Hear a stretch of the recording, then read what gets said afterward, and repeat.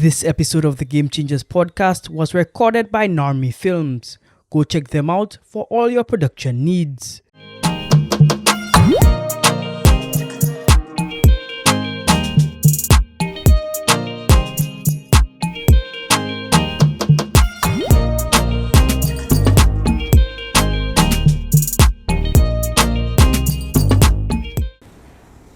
Hello everybody and welcome to a special episode of the Game Changers podcast. My name is Quinn Sergis and it's a privilege and pleasure to be here with you as usual.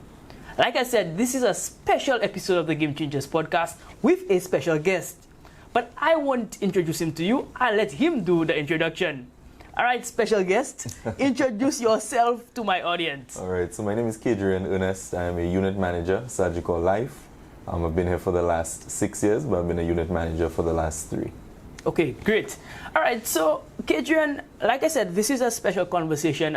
We've been meaning to do this for a while now, and I was really inspired by some of what I learned about you. But I want to hear a little bit more about your journey. So I think we'll have that conversation, and then we'll delve into some other matters as well. Sure. All right, so let's just speak off the bat.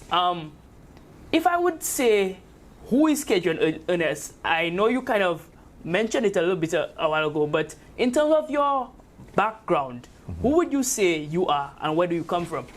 So, St. Lucian, of course. Not much to speak of background per se. I joined Surgical in 2019. Previously, I was a teacher before that. Right now, I am very interested in art, visual arts. Lots of people know me from my paint and sip. And, well, of course, from insurance, which are the two main things that people tend to know me for. Either one or the other or both. Right. And that's pretty much all there is to know for now. Okay. So what inspired a career in insurance?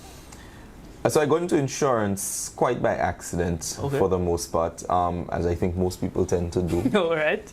It was something that I decided to give a shot after someone told me it was a good career choice. And I wanted to try something other than teaching at the time.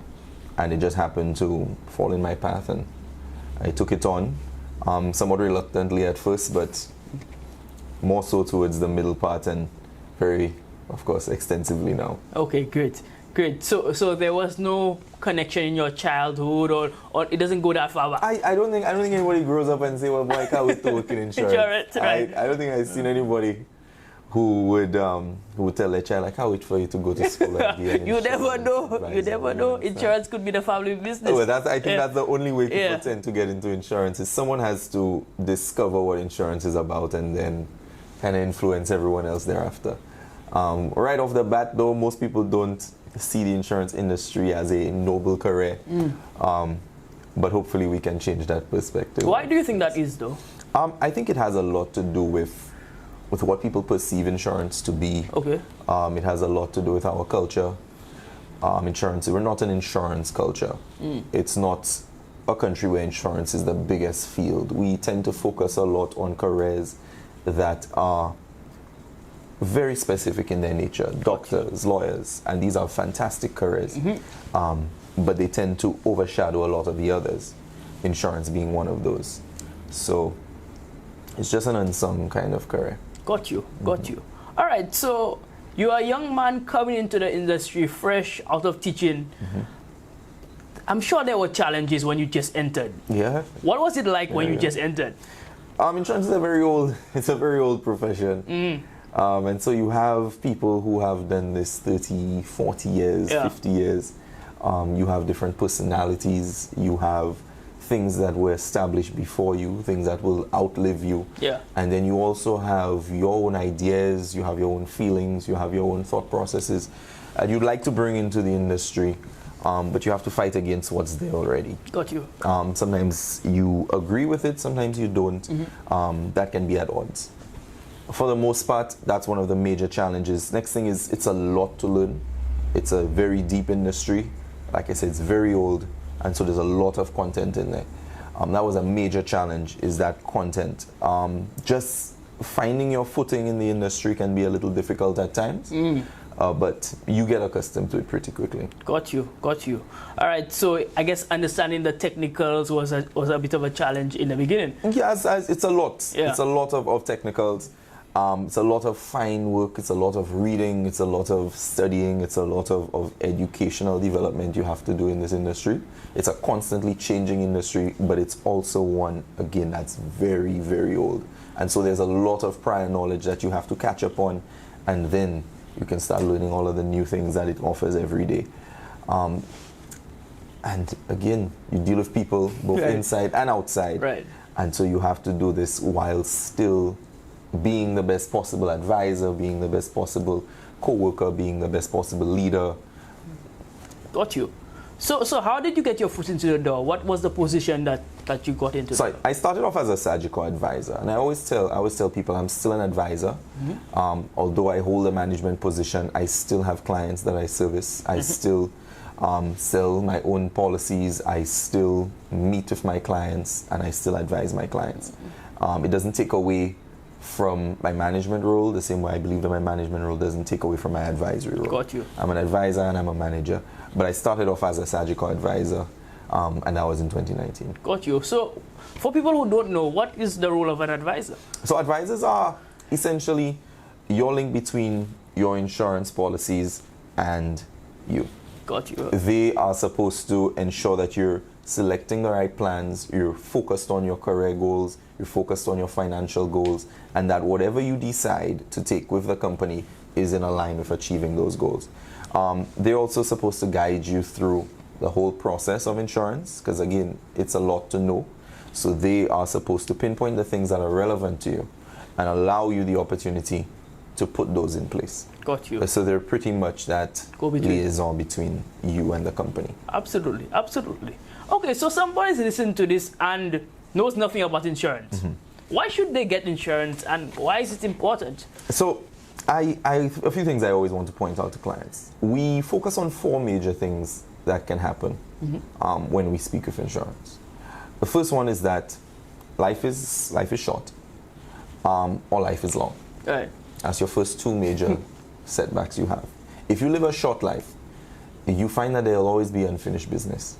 You will have things that you were not able to get to do. There are things that you were not able to accomplish. There are things that you were not able to provide, and maybe you should have been providing, or you would have been around to provide. And so, if you have a short life, you will deprive your family of these things. You are deprived of these things yourself. And in that unfinished business, because there's a financial cost for everything, a lot of the time we find that unfinished business people have tends to fall back on the people that they leave behind. Got you. And that doesn't necessarily mean that it has to do with death, but it could be sickness, disability. Right. All of these things cut your life short, in the sense that although you're alive, it's not the life that you thought you would have had. That financial burden, our job is to assist with it. Our job is to help you put things in place to allow you to, even though you have those setbacks, even though you have those bad times, you are still able to somewhat live the life that you're expected to live. Even if you have a full, long life, which is the other end of it, you will need resources to manage yourself when you get to that end of life period. Yeah.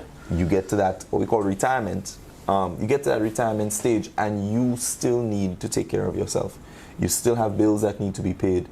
You still need to provide for yourself, and you still want to do things.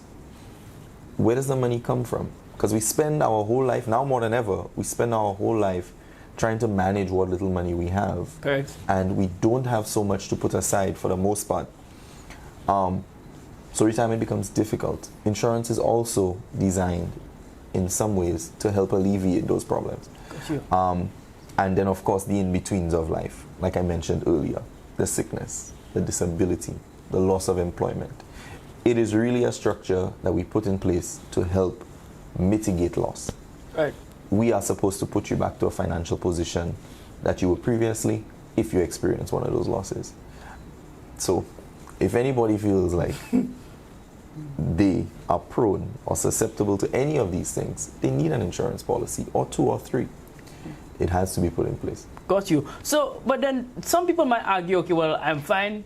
Nothing happens to me. I'm very safe. You know, I don't need insurance. Maybe only vehicle insurance because they say I have to have that, right? But other than that, I don't need insurance. You know, I'm safe. What would your counter argument be to that? Well, my question is, I guess they have a better conversation with God than I do at times, because I want to know if maybe he told them that they'll be fine. But because that's the only way you'd know. Yeah. There's never that certainty. And as long as there is uncertainty, there's a need for insurance. Got you. We live in that realm of uncertainty. We deal with risk all the time. Even if nothing happens to you and you live a full life, like I said, you're still going to get to that point where you are now going to need additional resources. And so perhaps sickness, disability, death, it leaves you alone until you get to your 60s, 70s. At that point, you're now dependent on yourself for your income or whatever work you would have done prior. It's very difficult to create that on your own. So we're here to just help create that safety net. Got you. So you provide a service that safeguards people, basically. Yeah, essentially. Yeah. It's a security service. It's a financial security service. Yeah. What we like to call it is, we call it defensive financial planning. You don't find a lot of people focused, and especially now, people are focused on how can I make more money? How can I make what I have give me more? What side job can I do? What second job can I do? What business can I start? Where can I invest my money? And so all of these plans are catered to how do I make more money? But the bigger question that we tend to neglect is, all right, so I make this money. How do I stop myself from losing that money? Got you. Right? And so that's where we, as advisors, come in. This is where we come in to try and ensure that you have that defensive plan. So you make the money, how do you stop yourself from losing it now? Got you, yeah. So you're protecting your assets practically, right? In all ways. So not just if you lose it, but protecting it through a plan, right? So that you can safeguard it into your future. I like that, and I now personally have a broader understanding of what insurance is. Even if I do have a policy, very good. I still have a broader understanding of it. All right, so you've been in this industry for the past 6 years, correct? Yes. I know that during that time, technology has advanced. Even in that short 6-year period, technology has advanced very quickly. We see AI, data analytics, and you know, all these enhancements in financial planning. How has it changed during that 6-year period? I can say that there is good and bad to that. Okay, got you. Let's talk about the good. The good part about it is that people are more informed than ever. People are able to find information. They don't need to ask anyone in particular for something. They can go online and get it. So you find that clients come in very informed about things. But the same source of information can be the same source of misinformation. Yeah, I got you. Which is the downside to it. So people see things and they get that knowledge, but they're unable to really put that knowledge into context. And so we hear a lot of misconceptions about certain things. I'd love to give an example, but there's so many examples of it. And without me going in depth and explaining something, it wouldn't make much sense. But we have to be careful what we read and how we interpret what we read. Got you. As much as knowledge is important, the application of that knowledge is what makes us human. It's what makes us unique to any service, anything you can get online. Is that application of it. It's taking that knowledge and actually putting it in your situation and deciding, okay, is this really the right fit for me? Because we see things, they look nice, we hear information, it sounds good, but does it really fit where you are? Does it fit what you want to do? Got you. And I think that requires that human touch. So the good part of it, knowledge is there and it should be used, it should be accessed, but we have to be careful how we apply it to ourselves because we may be doing it to our own detriment. Got you. And do you think that financial misinformation is more dangerous than just lies? Yes, I think it is, because you make these decisions based on what you hope is going to give you good returns. And you realize halfway that you are the only one responsible for making that bad judgment call, because you believed what you read and you didn't apply it the way that it should have been applied. So even if we get information online, it's always good to double check it, especially if you have an advisor already and you have policies, always check in, always find out what's going on with it. Don't just read up online and say, oh, I thought that's what I had. Or it's always good to check, always good to ask a question. And that's what they're here for, is to help people understand what they have and to guide them along the right track. Got you. All right, so it's important then to get the professional help so the professionals can showcase exactly what. Yeah. And it's still very good to go online and get your knowledge and come, you know. It's good to challenge your professional. Yeah. Challenge them, ask them a question that they would not expect you to be able to ask. Right. You know? Yeah. And again, and that's a good point as well, because I mean, having background information is like studying before coming to class. Right. Exactly. Yeah, that's basically what it is. So it gives a better informed experience and a better conversation between you and your advisor. Correct. So I think that is important as well. So you're able to get more out of it. Right. So do the study, right? But understand that there are professionals who can probably break it down better for you. Correct. That's exactly it. Absolutely. All right. Okay. So in terms of promoting financial literacy amongst clients, right? How do you help clients understand finances better? I know the world of finance can be very complicated for somebody who doesn't understand it. Yeah, and it's a very broad industry, finance. Even insurance encompasses a very large area. But what we try to do with our clients is we try to expose them to the side of finance that is more risk related. So we speak of things like ensuring that you have that safety net. We speak of things like ensuring that your money is protected, ensuring your family is protected. In order for you to be able to protect all these things, you first need to understand what's at stake. And that is where we like to start off with our clients. There are presentations we take our clients through when we meet with them that will help them to put their own lives into perspective, understand where the shortcomings may be in their own financial plan, and then we start from there. I always like to tell my clients, we cannot solve all of the problems, but we can still identify what they are. And once you have that knowledge of what the problems are, you're more tuned in to finding solutions on your own, even beyond me, even beyond the company, beyond the insurance policies. Because there are things we can do for ourselves financially that you don't need to go to a company for, you don't need to find anywhere else. And it's in gaining that knowledge, whilst protecting what we can, you become more aware of your own finances and how you spend your money and how you utilize your resources. Got you. So again, it's about education, because you don't want, I mean, yes, you want to hold their hand somewhat through the process, but it's their life and they will have to live it for themselves, you know? It's very true. So then, okay, we're talking about clients here, but we know that generally children are not the ones who come here to apply for policies. Yes. So then why is financial literacy so important in the broad scale, particularly in the school system as well? Let's go to the school. So it's, when you really think about education, everything that all of your habits, all of the things you do start from a very young age. They're things that stay with you throughout your life. Now, we as adults, it's very hard for us to break a habit. Yeah. And children form habits very easily. So as opposed to having us break habits as an adult, just formulate it better as a child, develop good habits, and they stick with you. As long as that is our focal point when it comes to raising children in financial literacy, I think we'll have a lot better workforce, a lot better set of adults ready to take on the financial challenges of the world, and there are a lot of them. And you don't have to start from zero when you enter the workforce, wondering, okay, how do I open a bank account? Simple things like that.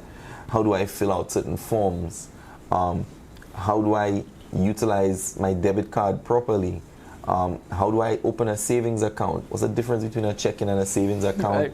How do I earn interest? Where do I save? Where's the best place to put my money? I've earned this income. How do I spend it? What is a budget? All these things are things that we should learn very early.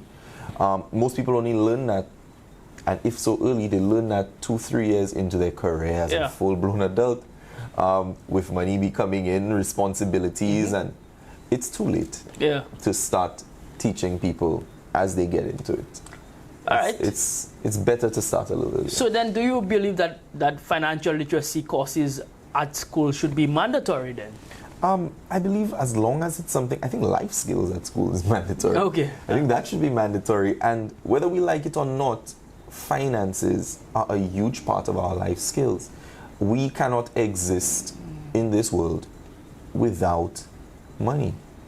And it's something that is a pivotal part of how our life is going to go. So teaching that should be it should be a no-brainer that we teach these things in school. Absolutely. So I strongly believe that it's something that should be considered as part of a regular curriculum of life skills. Absolutely. And I would agree with that. I would agree with that. General life skills. And sometimes, school doesn't, unfortunately, prepare us for life. It might prepare us for like certain elements in work, but it might not prepare us for life in general. And that is actually sad, to be honest. Some may say that nothing can really prepare you for life. Well, that's fair. That's fair. I will actually agree with that. Some may say that nothing can prepare you for life, but we can at least try in the aspects that we know are coming. Finances being one of them, because we know it's going to come. Absolutely. All right, so we're moving on to a segment that I really like. It's rapid fire questions. All right. So it's called the quick hitters on this podcast. I try to tell my guests to answer as quickly as possible.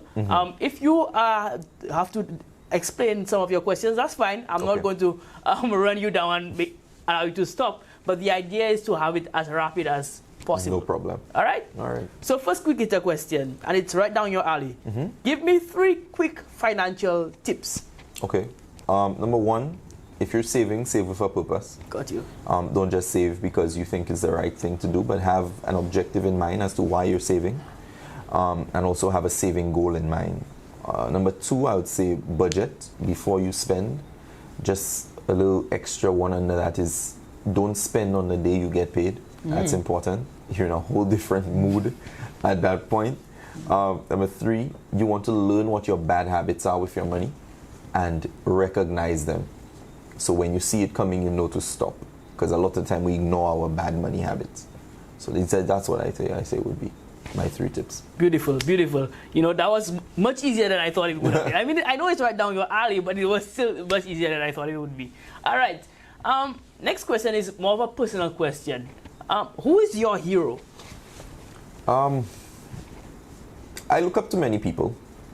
I've never really considered anyone a hero. An important thing that I think for life is that whoever you look up to, you look for one positive trait that person has, and you take from it. And I've had many positive influences in my life. My current manager is one of them, and there are many others along the way. But you just look for one positive trait from these people and you take it and you adopt it. So I would say that because life is constantly changing and you're growing, I think heroes exist all around us. They don't have to be anyone grand or big, but it could be as simple as someone you meet today who said something kind to you and you wish that you could emulate that in yourself, and you do that. So I think my hero is everyone who I interact with who makes me better. Got you. I love that answer, actually. And that's the same for me as well. Good. Whoever you meet that can elevate you and change you into a better person would be your hero. That's a very good answer. I agree with that. Final quick hitter question. Who would you like to see on this podcast? I know you know a lot of people. A lot of people. A lot of people. I can think of quite a few, actually. I can give you a list. Okay. After. All right, sure. If you but I have a few people I'd like you to speak with, I guess. In my line of work, I deal with a lot of clients who I think are all doing great things in their industry. From my personal gym instructor all the way down to small business owners that I deal with on a daily basis. I think all of them deserve to be on here. I think you can pick any 10 of them you'd like. No problem. So I'll give you the list after. The broader my network, the better for me. I'm not problem. complaining. I'm not complaining. You can give me the list. That's fine. I'll actually take that answer. Usually I ask people to give me a specific guess, but if I'm getting like 10 of them, I'm not going to complain. You get them. No, I'm not complain. The only thing is you have to help me get them. No, so. That's fine. That's fine. All right, no problem. That's not a problem at all. All right. So we actually quickly moving on to the back end of the interview. Okay. somebody wants to get into your industry, somebody's interested in finance and maybe interested in insurance in particular, what would your word of advice be to them? Do it. Just do it. Just do it. Actually, if they want to start off in insurance, they can shoot me an email and I'll even help them get in. It's a rewarding career. I mentioned it a little earlier, that it's a career that we do not speak of very often. It's not something that crosses your mind when you think of prominent careers or prominent people. It is a very underrated career. It is one that is both rewarding and challenging. It is rewarding in every aspect of the word. It is financially rewarding, and it is also ensuring that people are protected, which gives you that sense of comfort. I genuinely believe that I help my clients. I genuinely believe that they are in better positions as a result of what we offer them and what we put in place for them. I would never discourage anyone who wants to join the industry, as long as they understand that they need to do it, knowing that they have to care about the people that they're doing the service for. It's a profession of caring, and you have to care about your clients. Yeah, because the first thing people might think of, okay, how much money can I make, and how lucrative is it? But I'm hearing that you should focus on the impact you should have instead of the income first. Everyone who I've interacted with when I first started in the career, one common thread they'll tell you is focus on the people and the money will come. Okay. And it does. You focus on the people, you treat your clients fairly, and you operate in their best interest, and you will be fine. Got you. It will work out for you. Got you. I don't see people as some people see people as a dollar bill. Correct. Or never. No. Don't do that. They're human first. They are always human, never second. So they are people, and you do form a huge part of their life, whether they realize it or not, but you operate very heavily in the backgrounds of their life. Right. It's unfortunate that sometimes the time you come to light is the time when, of course, their family is in the most need of you. But your function is still very important, and it's a crucial function, especially when things go wrong. So it's a huge responsibility, but it's also a very rewarding responsibility. Got you. Now you kind of touched on they could contact you. Do you mind giving your contact? Yeah. I think if you want to get my attention, I think I respect a properly written email. I just respect the email. Okay. A good email can work. You will get my attention. I check my emails every morning between 9 and 10 a.m. Okay. So you will not be forgotten if you email me. So it's my first name _ last name. That's Kadrian _ Ernest at sagicor.com. Okay, no problem. You just send me an email. You can attach your resume. Let me know what your interest is, and we can take it from there. All right, beautiful. Yeah, so I really appreciate that you do have a forum where people can reach out to you. Yes. And I do appreciate that you actually answer emails. That's a big thing. Boy, I try. That is a big thing. That's a big thing because you lose clients if you don't answer. Oh, you're right. I'm guessing that is very, very important to you. Yes, it is. All right. So let's go back to the personal side of things. First of all, in the next 5 to 10 years, where do you see your industry evolving? Insurance has been around for a very long time. Yeah. Very long time. And I don't see it going away. Insurance may change as it has before, but it never goes anywhere. As long as we are alive, as long as there are things that can happen to set us back, insurance will be around. Got you. As long as we have families, as long as we have dreams, as long as we have ambition, as long as we have love, there will always be insurance. Insurance is an industry that is designed to take care of people who need to be taken care of. And as long as that's necessary, we will be here. And I see the industry changing. It's becoming a lot more technical. It's becoming a lot more integrated with the technology. Things are becoming a lot more streamlined, and it's becoming a lot easier for people to understand and access that information.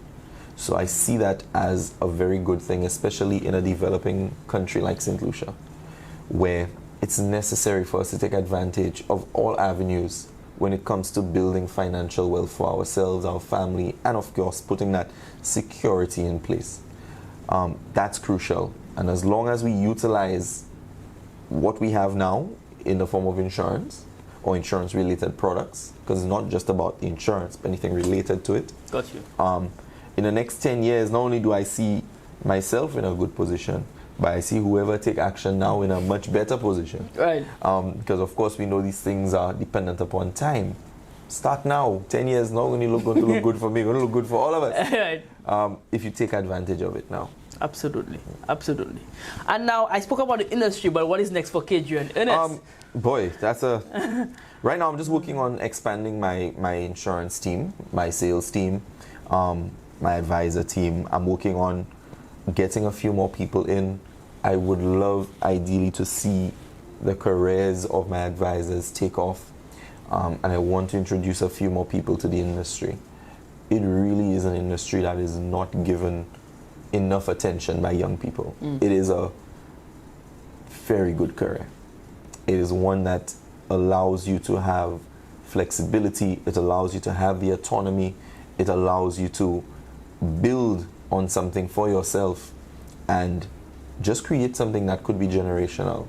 Like you mentioned in the beginning, there are people who take this career and pass it down to their children. That's very common in the industry because it is something that allows you to pass on your success.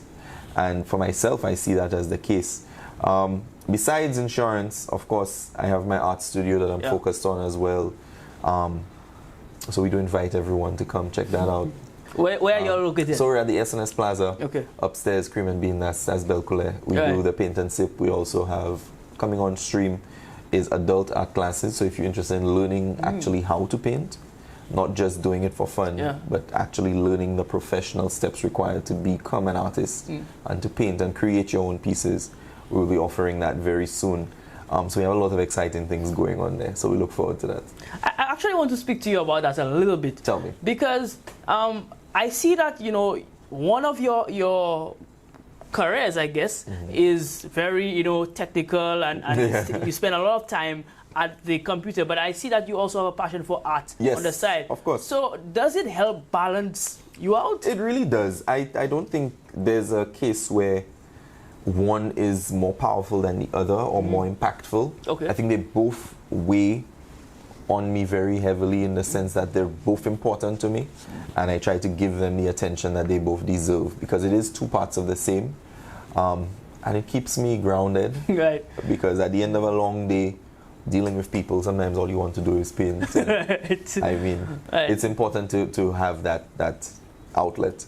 Got you. And it's also something that I very much enjoy. Yeah. Very, very much enjoy. And again, just so people understand what the career is like in insurance, it allows for me to be able to have that human aspect to my life. So I'm not just burdened by a career at a desk. Yeah. I am able to move around. I'm able to meet people. I operate a lot outside on the road. I operate from my studio at times.